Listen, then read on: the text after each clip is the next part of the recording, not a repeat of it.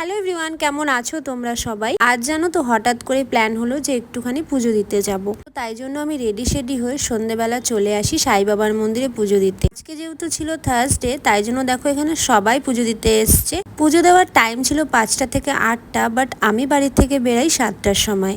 তো তাই জন্য ভীষণ তাড়াহুড়োতে ছিলাম যে পুজো দিতে পারবো কি না, কারণ মন্দির তো 8টার সময় বন্ধ হয়ে যায়। তো আমি এখানে দেখো মিষ্টি আর ফুল নিয়ে চলে এসেছি মন্দিরের ভেতরে। আর এখানে এসে দেখলাম সবাই প্রায় মাথায় কিন্তু ওড়না দিয়ে রেখেছে, কারণ সবাই মাথায় ওড়না দিয়ে এখানে পুজো দেয়, দেখলাম সেটা বেশিরভাগই। তো তাই জন্য আমিও মাথায় ওড়না নিয়ে নিয়েছি। আর দেখো এখানে ঠাকুরের সামনের মুখটা কত সুন্দর লাগছে দেখতে।